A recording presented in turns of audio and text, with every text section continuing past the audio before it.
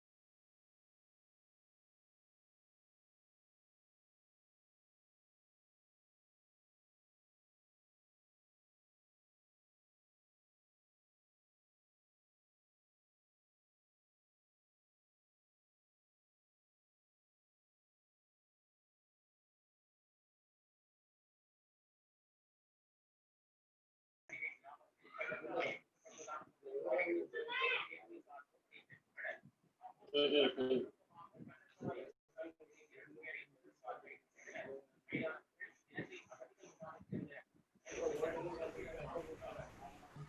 Hello, good morning to all. Shakila madam.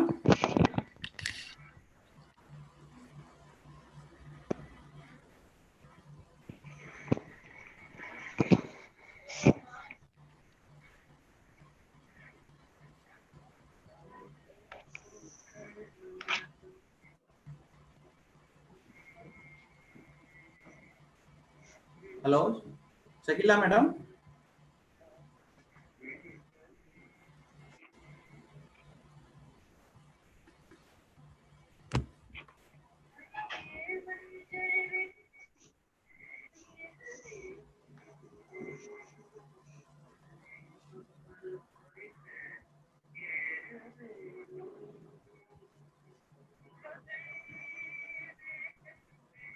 டிப்ளமோக்கு பட்டய படிப்பு தானே?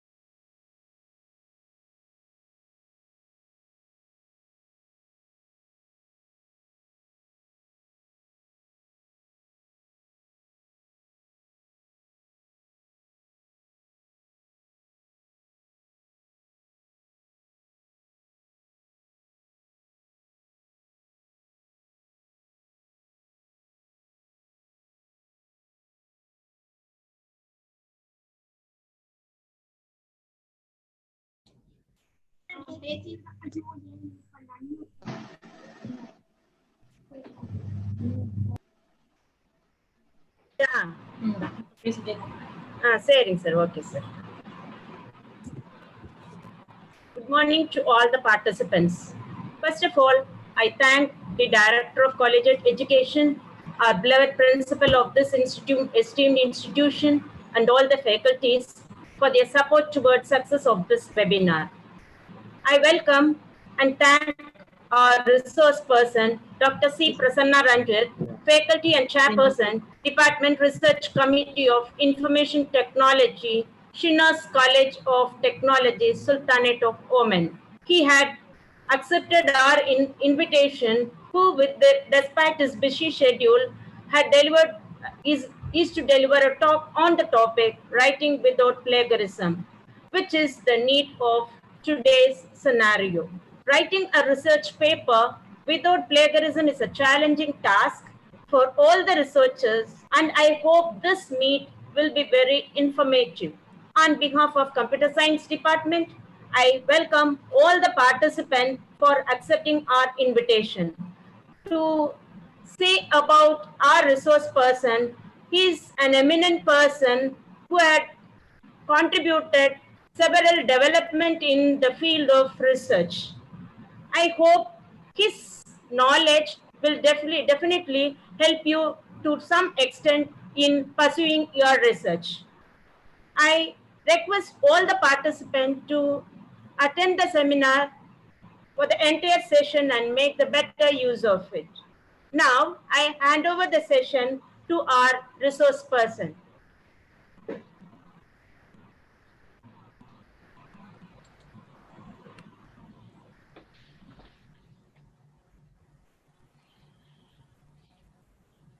Good morning. Good morning, everyone. I think I'm audible. Yeah. Yes, you're audible. Thank you. I would request everyone to go on mute because of the interference that will be disturbing us. So I want all the participants to be on mute. So I am muting everyone. Mute all. Okay. Even your videos, if I think you can switch off your videos and you can just look into it, because many videos will affect the bandwidth, and the delivery will be delayed for you. So at the outset, I want to thank Government College, Arts College, Tiruchirappalli, Principal Dr. Mehala, Head of the Department Dr. Shakila, and the organizer Dr. Caldwell Newton, who is my supervisor, and to all the faculty members and the admin members of the college. I wish to thank you, and I welcome all the participants this morning to join with me on the topic writing without plagiarism. So I'm really glad to talk in this topic because as Dr. Shakila was mentioning, this is something that is the need of the hour.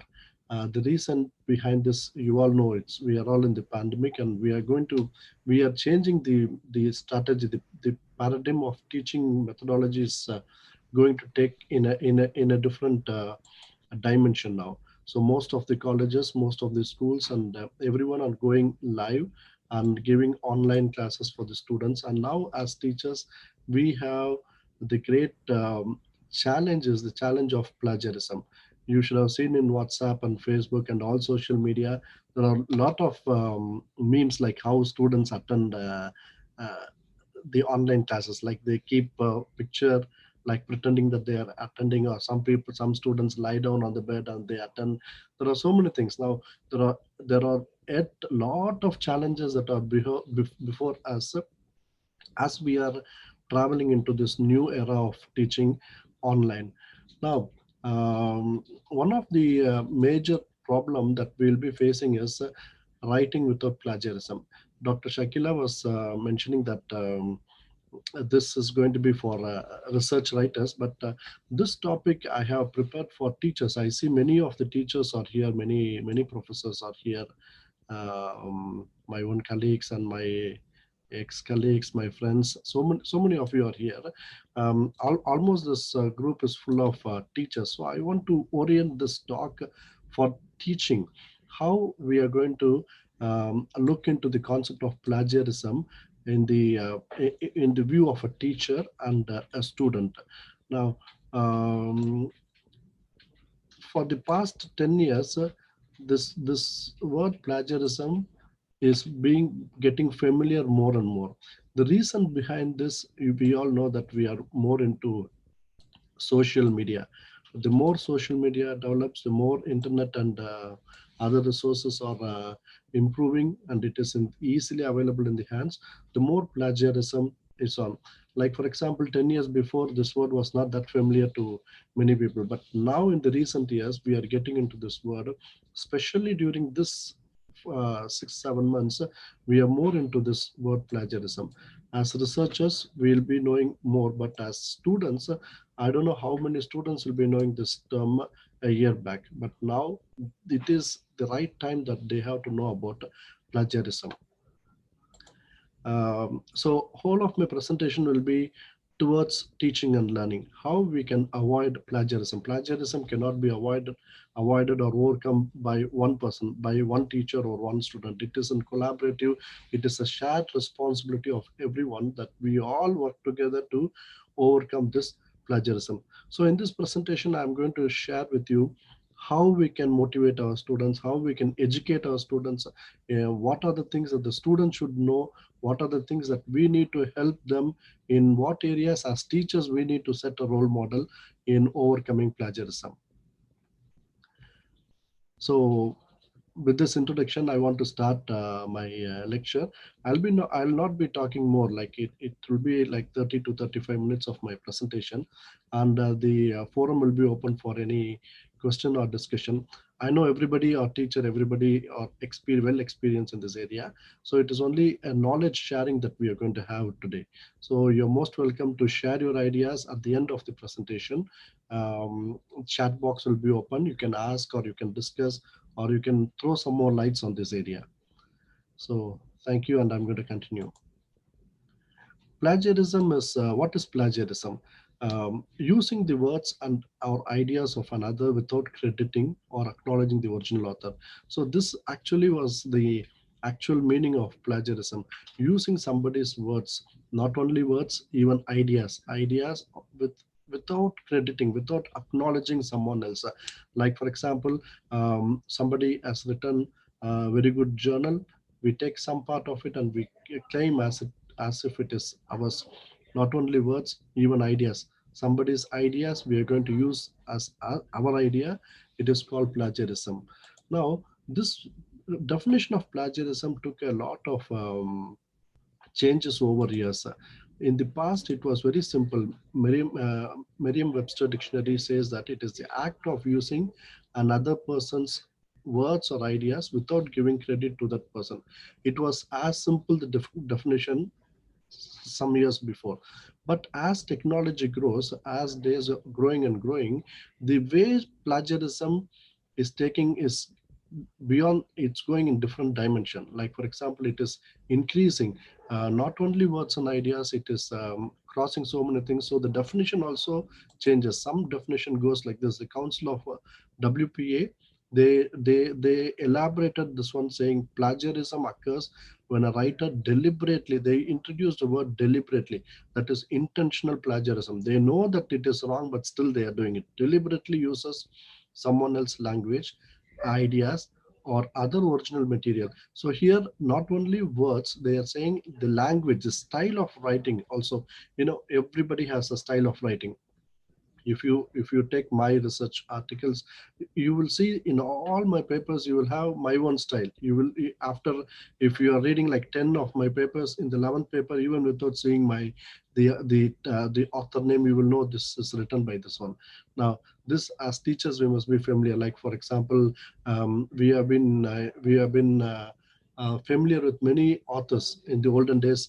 As we were studying, we use more of textbooks. We are familiar with some authors and their style of writing. Like for example, Dr. Balaguru Swami has his own style, and Morris Mano has his own style. So reading it, we know that this is the style of this author. So here, not only words and ideas, here they say about language, ideas, or other original materials without acknowledging its use. So here, even here, another word, other original material, is a key term that is added to the original definition of uh, plagiarism. So the idea of plagiarism increases.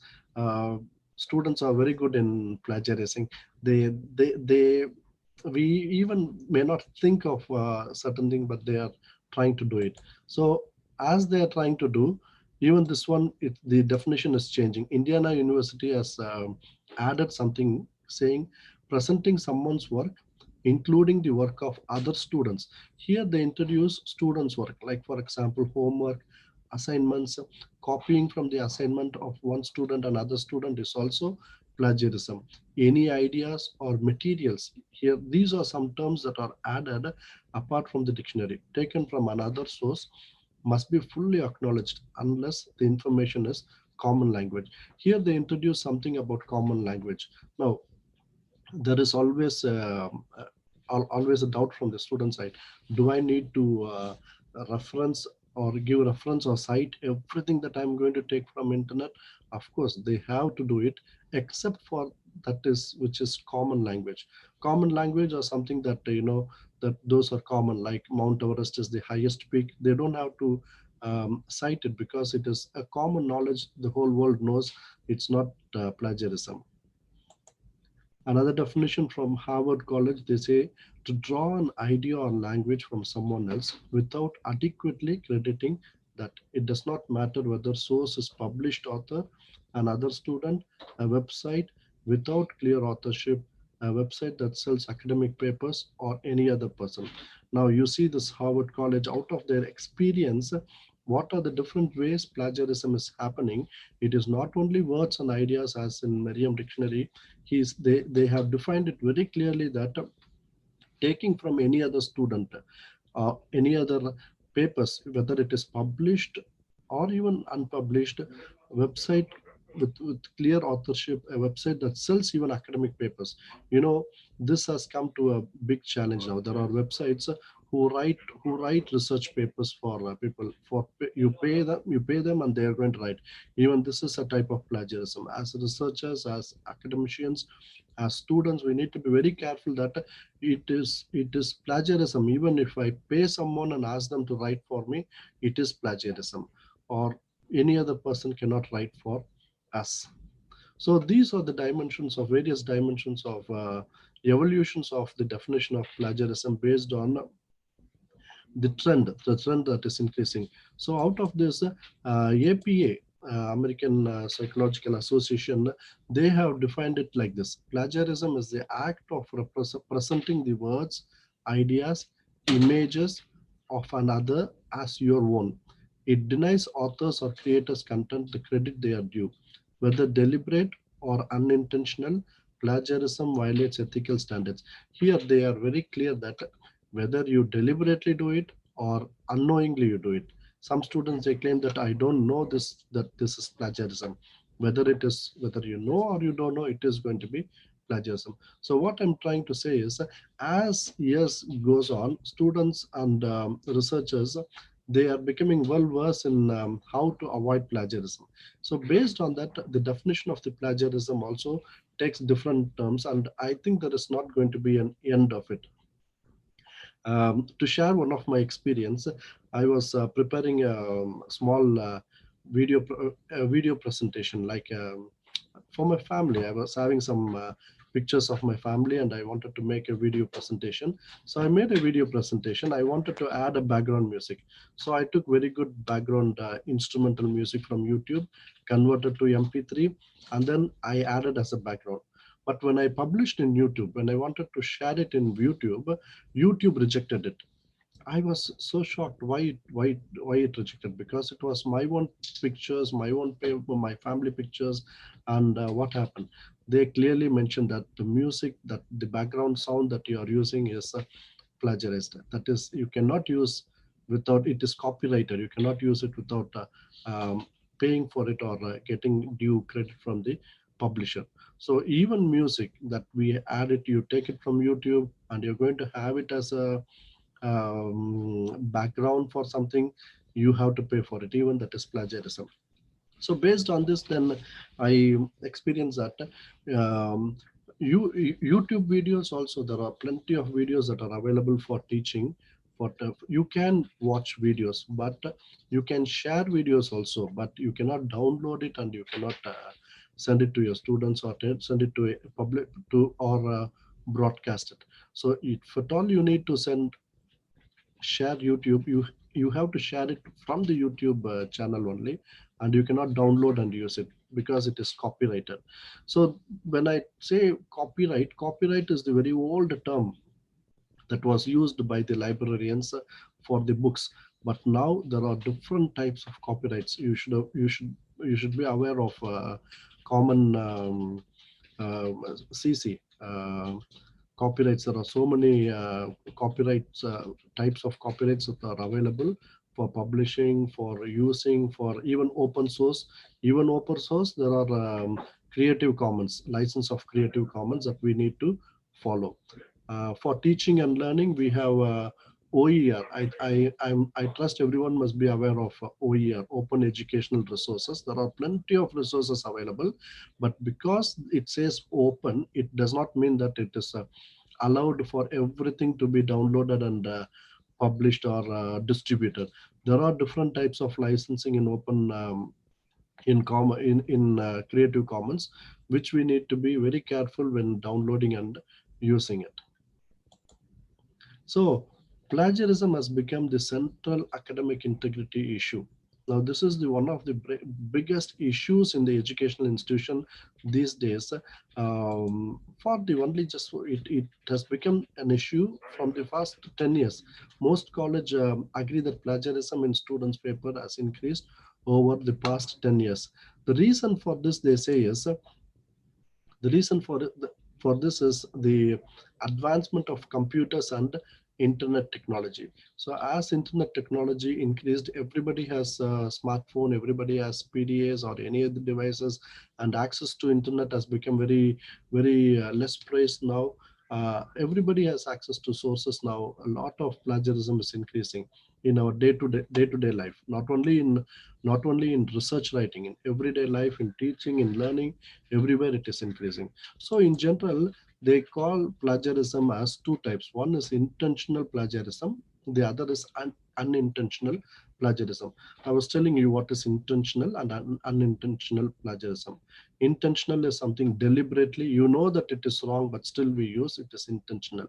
Unintentional is because that I do not know, most of the students do not know that it is wrong. Like they say that everything on the internet is common, everything on the internet is open for everyone to use. So that's a wrong myth or wrong fact that they store it in their mind. So doing like that is, even that is called, it's an unintentional plagiarism, that people, they do not know that they are plagiarizing, but still it is plagiarism. So unintentional plagiarism is also called as accidental plagiarism, is an after effect of carelessness and lack of attention to detail. I was telling you now before, it is only carelessness. Like for example, they are in a hurry, they type more and they take some from resources, they forget to take the source of the content they are taking, and they forget to refer it. So this is carelessness and lack of attention. So they don't have attention. So based on this one, they write some they write some copy and paste some materials from other sources. The such type is called as accidental plagiarism. This plagiarism mostly occurs in students life, not in the teachers teacher's life. It is only for the students because they are unaware. Most of the students do not know what is plagiarism and what is not plagiarism. So here they do not know how to cite resources properly. There are different styles of citing. APA has a standard, or IEEE has a standard. So now we need to educate them on what way they have to cite. Like for example, they some students think that it is enough that I am going to cite only once. Like for example, I'm taking few things from one author and I'm going to use it in different parts of my paper. It is very essential that every time I use, I have to cite. It is not that only once I cite. So in-text citation is very important, that students, they do not know. Like for example, first time they will cite, second time they think that it is already cited, they keep on going. So every time you take a word from anyone, from other, a word that is not yours, a sentence that is not yours, you have to give in text citation. So this awareness should be very important for the students. So they accidentally used idea from a source without crediting. So crediting is very important. Giving a reference to the author who from whom the idea is taken is very important. And rushing their work, most of the students do the work at the last hour. If we give, for example, here in our campus, we give assignments usually 2-3 months before. 3 months of time we give, but still all the queries students raise will be a day before. So if tomorrow is the deadline for submission, from today evening they will start. Doctor, I don't know this one. Doctor, from where I will do it? What do you mean by this one? So they rush at the last moment. So rushing in the last working will always cause accidental plagiarism. We want to somehow finish the work and we keep doing this one. So this is one cause of accidental or unintentional plagiarism. The last one is they do not know that their way of writing falls. So they don't know that this is exactly is plagiarism or not. So these are the reasons for unintentional or accidental plagiarism. I am sure that this will not happen. Mostly it will not happen in the case of teachers. So self-plagiarism, these titles that I'm sharing here are intentional plagiarism. That is, deliberately someone is doing a plagiarism. They are classifying this as this self-plagiarism, mosaic plagiarism, lazy writing, data fabrication, or falsification. I'm going to explain in short about, I'm not going in detail about all this because I assume that you all must be knowing this one. Self-plagiarism is something that I have written 3 research articles already. It has been published. When I write my 4th one, if I'm going to take everything from the 3 published articles, self-plagiarism, I assume, I think that it is my work and I'm going to use it again. Still, it is plagiarism. If your work is already published, you have to cite it again. That from this paper that I have already presented, I'm going to take and I'm going to say this is called a self-plagiarism. We cannot assume that, we cannot take it for granted that because it is mine, I can do it again. Even if it is yours, even it is ours, if it has been published, we cannot reuse it again. So reusing such thing is called as self-plagiarism. Mosaic plagiarism, also called as patch writing. patchwork, right? Like for example, I'm going to take a paragraph from somebody else. Now I want to make some modification. I want to make it like, I want to overcome plagiarism. What usually students do is they will change here and there.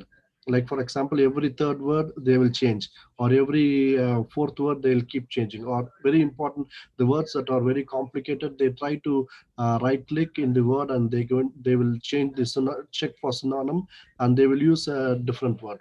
So such type of writing is plagiarism is called as mosaic plagiarism, or it is also called as some people call it as patch writing. So patch writing is take take a paragraph, and here and there you make changes. Like for example, if there are 6 lines, you will change, like 7 to 8 words in that paragraph. So you assume that it is your work, but still this is plagiarism. We call it as patch writing or mosaic plagiarism.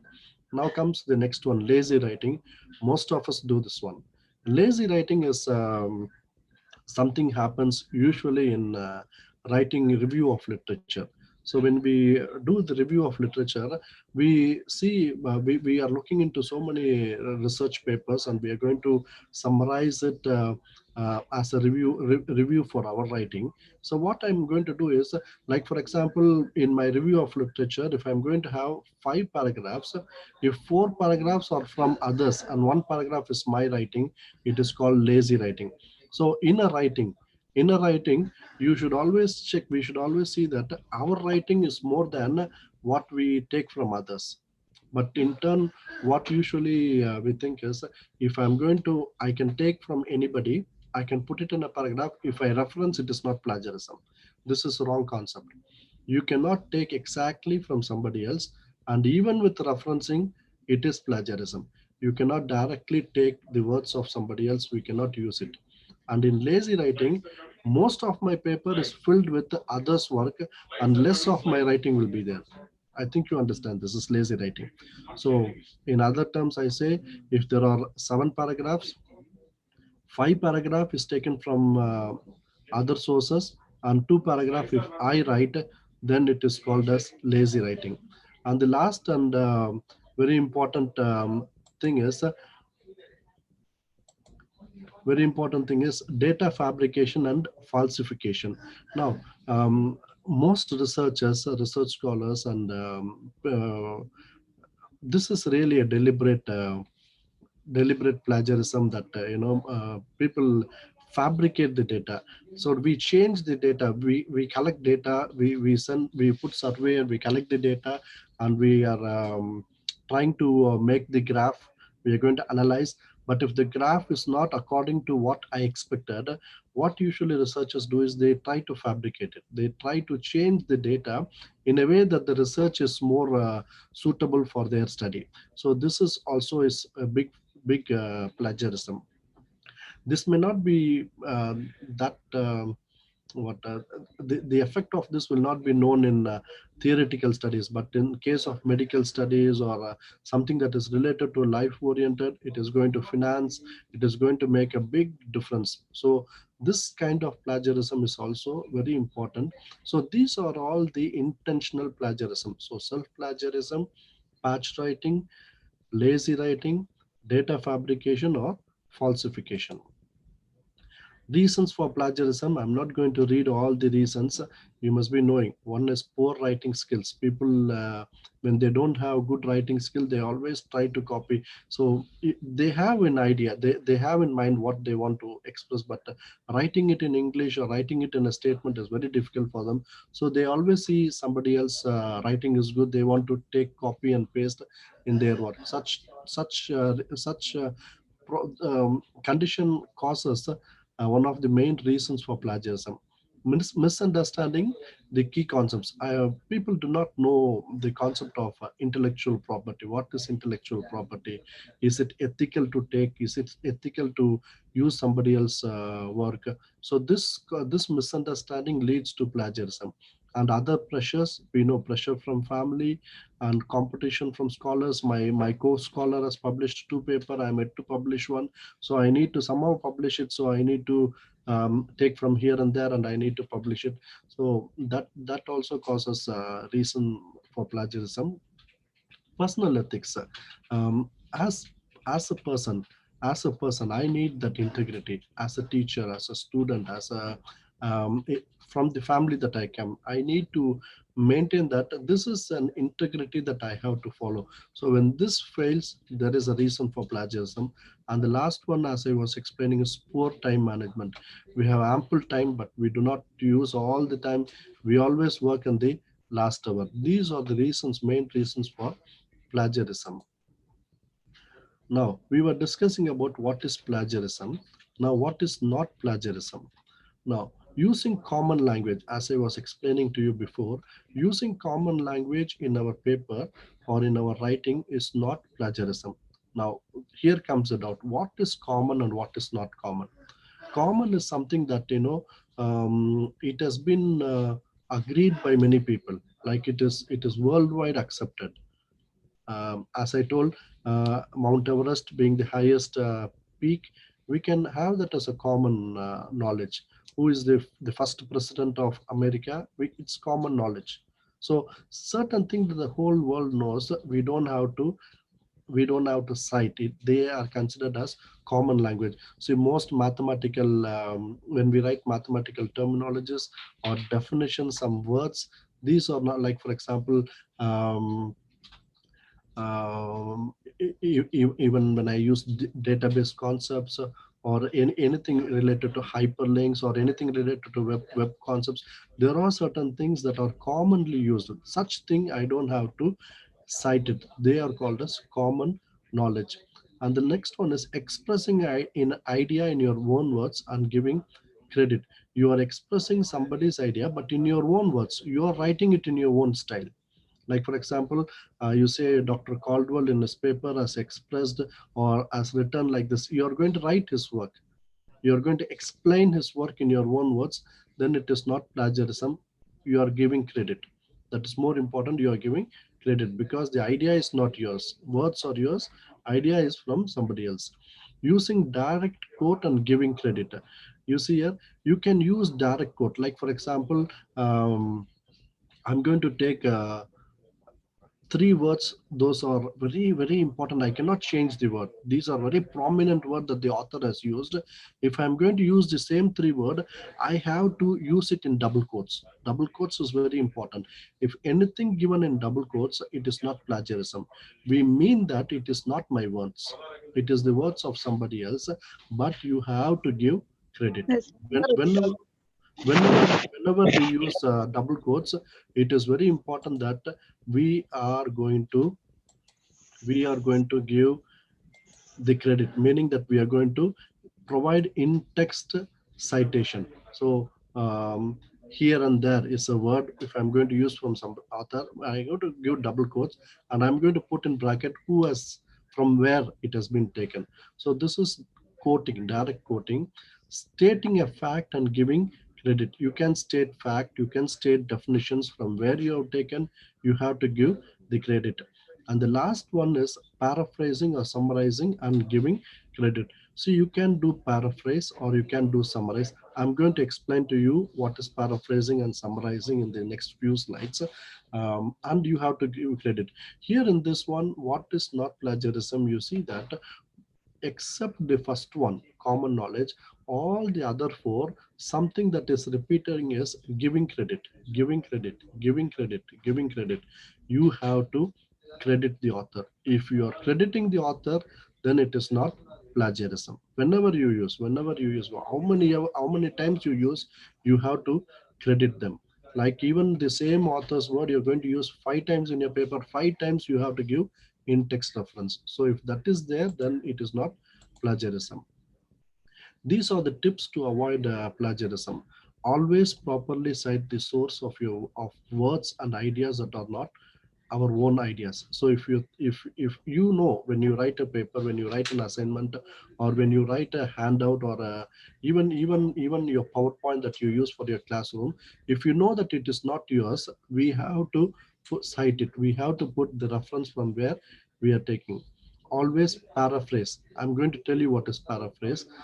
enclose directly quoted material in quotation mark. If you're going to take the exact words of somebody else, you have to put it in double quotes. Set longer passages in block paragraph style and provide proper citation. So there is something called um, quote and block quote, which I'll be explaining also in the coming slides. What is quoting? What is block quoting? Using material sparingly means don't use more quotations, quoted material, meaning that I'm not going to take many. If it is really important, I'm going to take the exact words of the author, only I'm going to take. So it is not always allowed. It is not recommended to have quotations in your research writing. I think you understand. Sparingly means very less. Very less we are going to use. Make sure your writing does not consist large amount of materials taken from other sources. Even this one, I've been telling that most of your writing must be your own writing and not others' writing. So usually we think that whenever if I plagiarize if I'm going to cite everything, it is not plagiarism. But there is a style of writing. You set your own style of writing, and in your writing must be more than the writing of others. So these are some tips. So from this tips, I'm going to give you 4 major areas that will help you avoid plagiarism. One is regular quoting, 2 is block quoting, 3 is paraphrasing, and 4 is summarizing.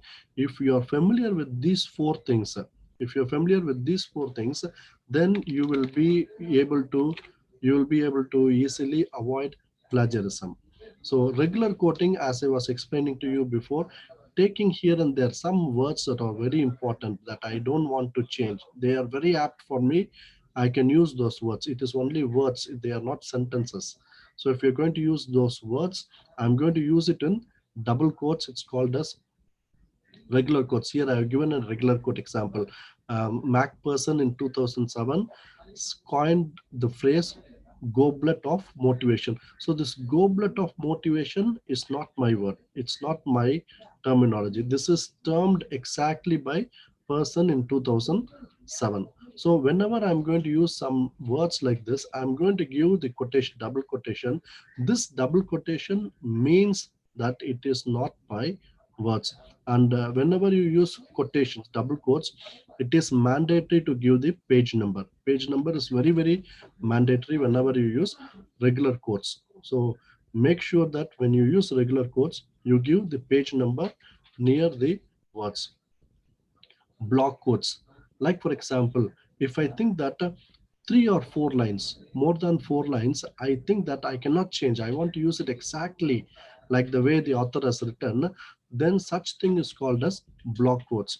So regular quotes is words, like for example, I want to use the whole paragraph as as written by the author to be included in my paper. Those are called as block quotes. Now block quotes, always there are some conditions that in block quotes we have to indent the paragraph. We have to indent the paragraph. Like for example, all my left side is on 5 off inch. You have to indent to another off inch, so it will come inside the text. So this indent is very important. Whenever you indent a paragraph, it means that that paragraph is not your writing. And do not use quotation marks for block quoting, because already you are indenting, you are moving the paragraph inside, and you don't have to give block quotes. Double space is usually given for block quote, but if the paper that you are using, for example, the journal that you're publishing, if they have their own rules, you can follow their rules. So in general, the difference between regular quotes and block quotes is that regular quotes only words, and block quotes you're going to use as a paragraph, but you're going to indent it inside. Paraphrasing is I want to use that paragraph, but I'm not going to have it as a block quote. I'm not going to use it exactly, but I'm going to rephrase it, rewrite it in my own words. So paraphrasing is an art. Like paraphrasing is I read it, I understand it, and I explain it in my own words is called as paraphrasing. And summarizing, this is again another concept. This is mostly used in writing literature review or other things. like for example, the whole research paper I'm going to read and I'm going to summarize it in 3 or 4 lines. This is summarizing. So again, you have to credit all this one. So paraphrases, I'm going to take one paragraph or 3 or 4 lines. I'm going to take it and rewrite it in my own words. It is called as paraphrasing. Summarizing is I'm going to read the whole research article or 3 or 4 paragraphs or 5 paragraphs and summarize it in 3 or 4 lines. So after understanding somebody's idea, I am going to give a summary of that writing. So these are the tips to avoid plagiarism. These are the 4 important things that you use for plagiarism, avoiding plagiarism. So quotations are the exact words. When to use quotation? If you think author's exact words sounds well, if you think that those are the real words that I need to use, you can use quotation. If you want to highlight particularly powerful passage, if the passage is really powerful, you can go for block quote. You are comparing and contrasting, you can go for block quote, or you can go for quotation. You want to note the important research that precedes your own, you can go for block quote. When to use paraphrasing? To avoid too many quotations. As I told you that your research papers or research writing should not have lot of quotations, because quotation means that it is not your writing. So in order to avoid, you can go for paraphrasing. To give one's own style, you want to give your own style for your writing, go for paraphrasing. If you want to agree and take author's writing as it is exactly what you wanted to say, so you think that what you wanted to say he expressed, you write it in your own term, then you're going to use paraphrasing. And summarizing, you want to establish background of the topic, you can do. You want to describe knowledge, you can do summarize. You want to determine the main ideas of a single source, you can do. As a whole, summarizing, usually we do summarizing for literature reviews, because after reading a whole research article, I want to say that this author has done this research and they succeeded in this area, and they failed in this area. So I want to summarize it, the whole of the research, in one paragraph. So rule of the thumb is whether you are going to use quotation or paraphrase, or whether you do summarizing, citation is mandatory. All the 3, citation is mandatory. Without citation, they are not allowed. It is plagiarism. So if you are going to do inside in text citation, that's the rule of the thumb. Make sure the next one is you maintain your style of writing. So I need to maintain my own style of writing. Establish a style of writing, your own language. So there are some false concepts. There are some misconcepts or myths about plagiarism. Copy and paste from internet and provide proper referencing, you avoid plagiarism? No. If you copy and paste, it is, even you give referencing, it is plagiarism. You cannot copy paste. Copy and paste from different sources and provide reference. I may think that if I copy from one paper, it is easily identifiable. If I'm going to copy from 50 papers, even it is plagiarism. Now there are various online tools that we are aware that it will easily find out. So it is also plagiarism. Copying from my previous work, I was telling you, it is self-plagiarism. Even from your previous work, even if it is your work, we are not able to take. Images can be taken from internet. Most of the people, they think that photos or images can be taken. No, it is plagiarism. We cannot take others' image in our work. So everyone does it. So I don't care, because everyone do.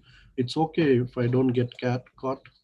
My teachers expect too much. These are some expected answers from students. They think that I can do plagiarism because everybody do, and I'm also going to do.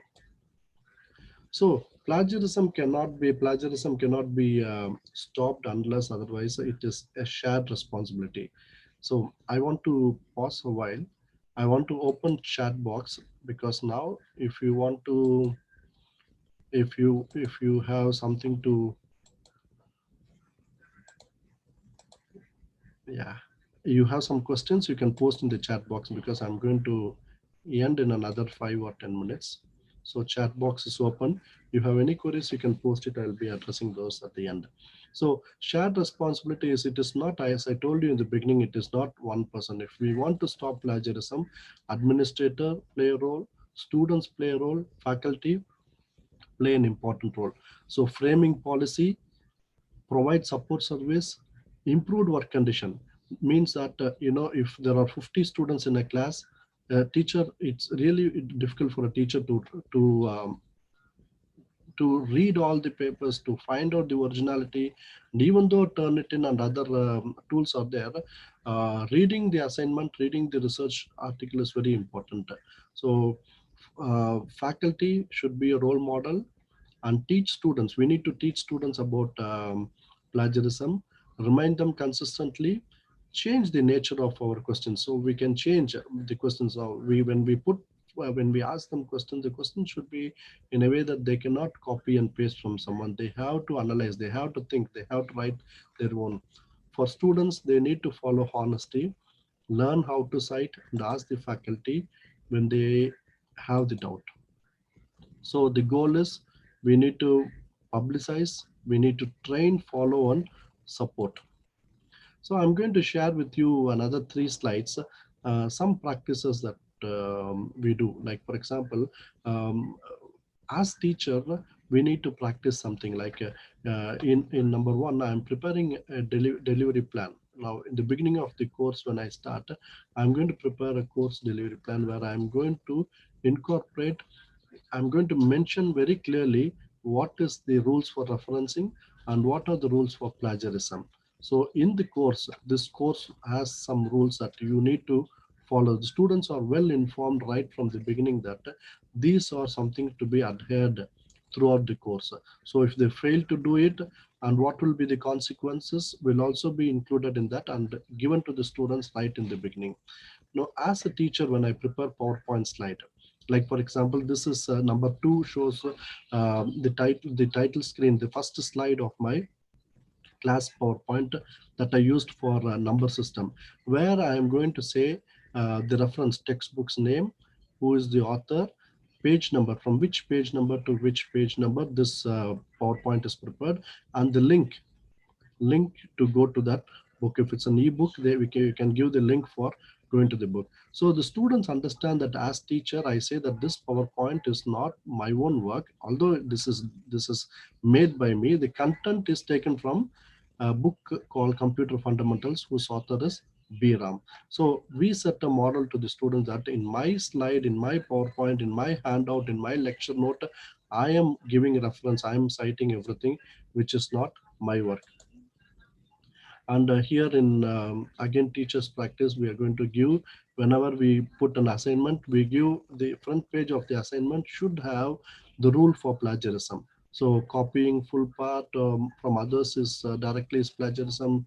Copy from others' work is plagiarism.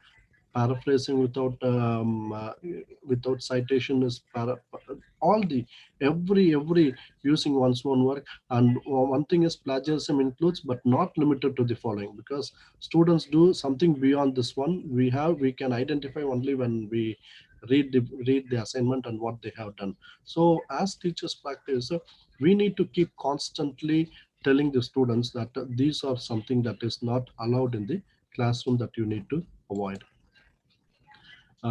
Here we use Moodle for our e-learning system, where teacher and students are always connected always connected in Moodle, where even the assignments submission will be through Moodle. Now, Moodle has a link to Turnitin. Turnitin, you must be aware that plagiarism, online plagiarism checker, it is always linked to Moodle. Now, students are submitting their assignment in Moodle. As they submit, students know their similarity value. So now we know that right from beginning, we say that the similarity is 20%, allowed similarity is 20%. If it is more, they are going to lose marks. So they know. Now, even for submission for the student, we give like, it's up to you, like as a department, as a college, we can have policy like we give three submission. First time he submit, if his similarity is 70%, he can delete it, he can work on it, and he can resubmit. second time. If it's reduced, okay. If it's not reduced, even third time he can submit. And once he submit third time, it's all.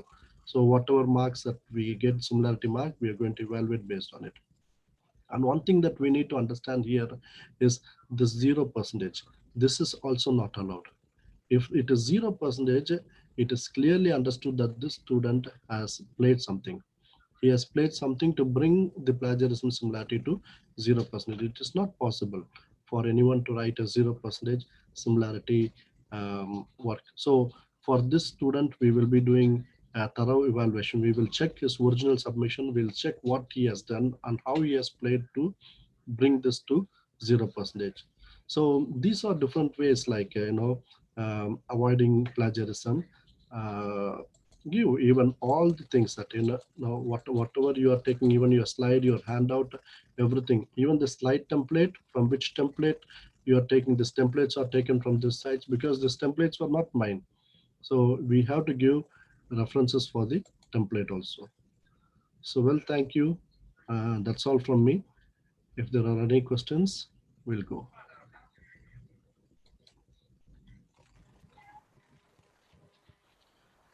So I will go for some questions.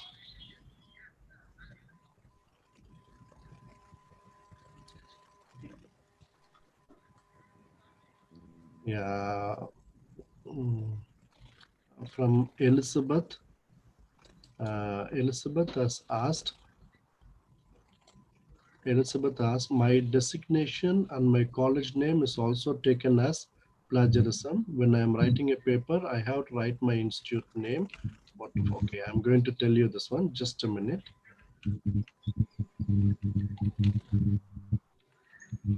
Just hang on with me for a while.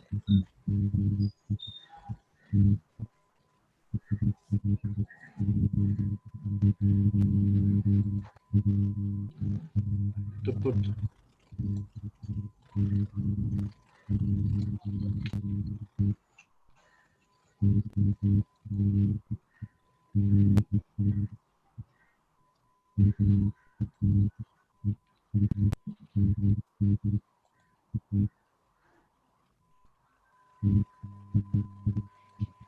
yeah, coming back to the question of Miss Elizabeth, my designation and my college name is also taken as plagiarism. Usually, this is a problem. But when you use Turnitin or something, you can exclude something. You can exclude your name and designation from the beginning, and you can check your plagiarism. It is not going to be considered as plagiarism at all.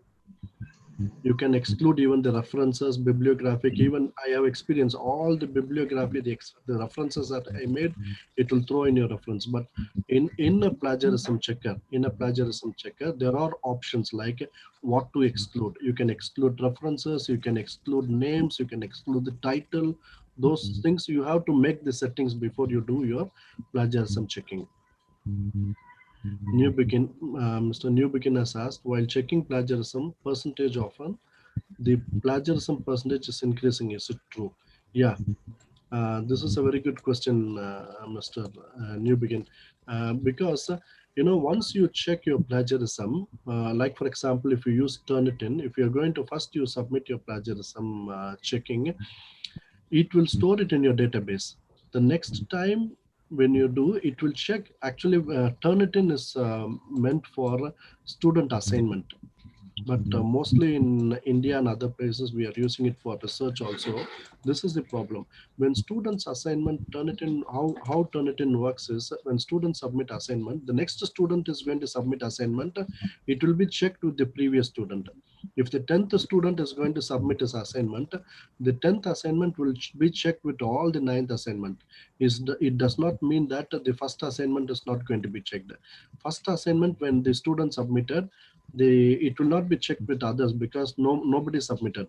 But as time goes on, when other students submit, it will be the plagiarism similarity value will keep on changing, because based on the number of students that are again submitting.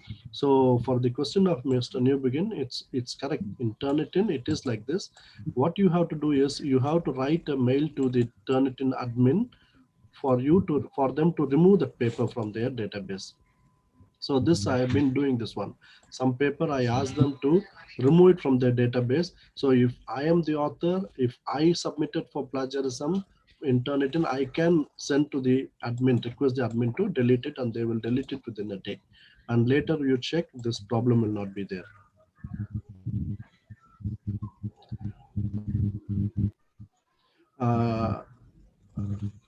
There are some people, Satya, Mr. Satya, they have asked like, kindly tell me software to check plagiarism. There are plenty of plagiarism checker are there. Some are free, and most free plagiarism checkers, they are not, they will not give you that very detail, like for example, where it has been plagiarized, what are the link references. It is not going to give. It will give you only the similarity value. But if you go for licensed one, it is going to give you the exact plagiarism and where it is plagiarized and what are the references also. Dr. Yashoda, for writing research paper, how much percentage of plagiarism, including references, is allowed? Usually references will be excluded. If you want, you can exclude the references, but allowed percentage differs from university to university and from journals to journals. And usually it is 20 or 25% we follow here. We allow 20% for the students. Okay, paraphrasing. Again, somebody has asked which online free plagiarism paraphrasing is best one. The same question, free plagiarism is not going to help you most often. It is only a checker. You can have it as a checkpoint, but it is always good that if you are a teacher or a researcher, go for a licensed one. For paraphrasing, I would advise don't go for any online paraphrase maker, because again, I told you that if you allow somebody else to write for you, it is plagiarism.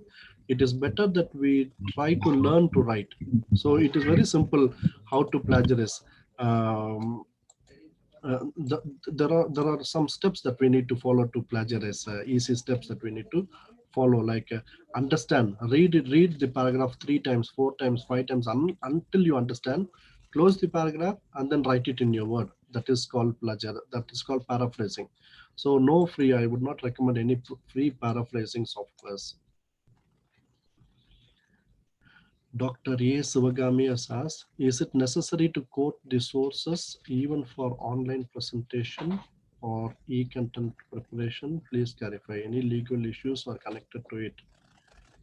Online presentation. Of course, we need to. If any source is not our source, if it is taken from somewhere else, we have to cite and we need to reference it.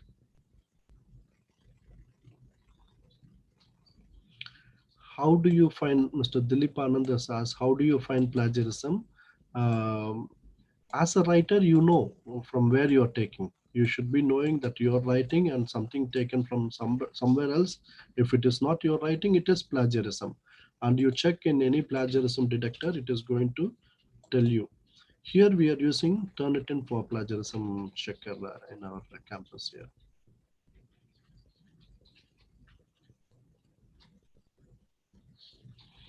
I think someone without a name, they have asked me, when I'm quoting my own previous paper, I deserve its right. How it can be plagiarism? Actually, this is something like, it's not your right. When it has already been published, you transfer your copyright to the journal, the publisher. So once it is published, no more you have the rights for doing anything on that paper. So that's, I think, I think your idea on this should be changed, I think. So it's not a correct idea. If it's your paper, you don't deserve it if it's published. Whenever you publish a paper, the whole copyright goes to the publisher. So any changes, anything that you do, you have to give the credit to the author and also where it has been published.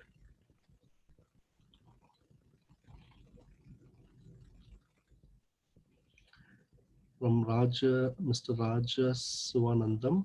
I published a paper related my research work, then write thesis based on published work, but that was my work. This is plagiarism. I publish paper and research work, then write thesis. You can write your thesis, but you cannot write the exact paper. Usually in a thesis, you attach your paper at the end of your thesis as a copy, but writing on that work should be different from what you publish in your research.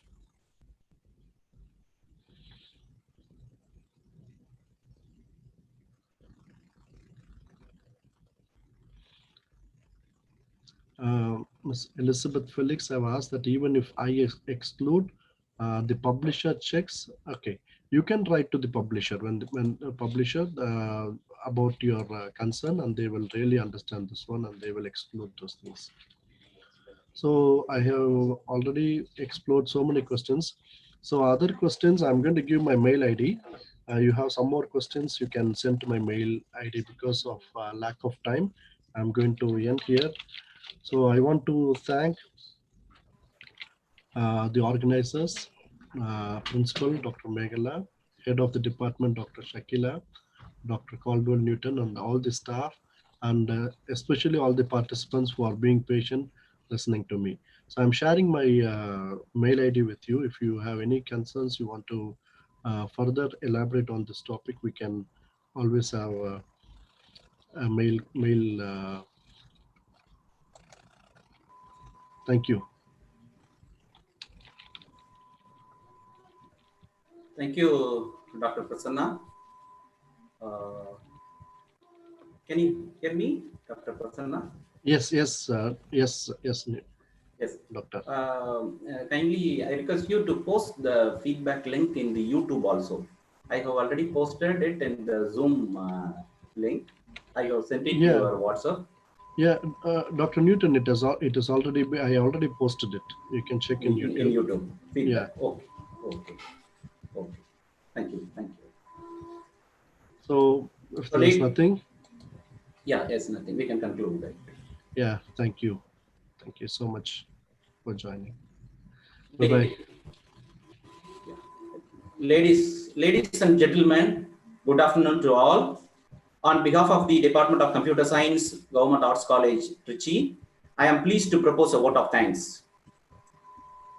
I would like to express my sincere gratitude to the resource person, Dr. Prasanna Ranjith, faculty from the Department of Information Technology, Sinas College of Technology, Sultanate of Oman, for his enlightening session on writing without plagiarism. I owe my sincere gratitude to Dr. A. Meghala, Principal, Government Arts College, Trichy 22, for her encouragement and support for conducting this webinar in a successful way. I wholeheartedly thank Dr. S. Shakila, Head, and all the faculty members of the Department of Computer Science, Government Arts College, Trichy, for their active involvement and help.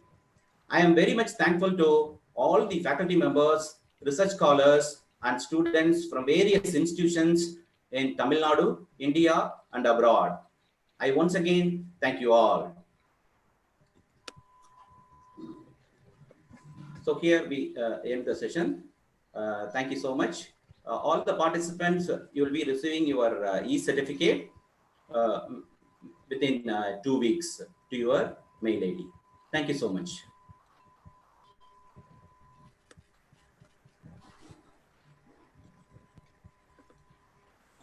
Sir, we want his mail ID, which he said he will post.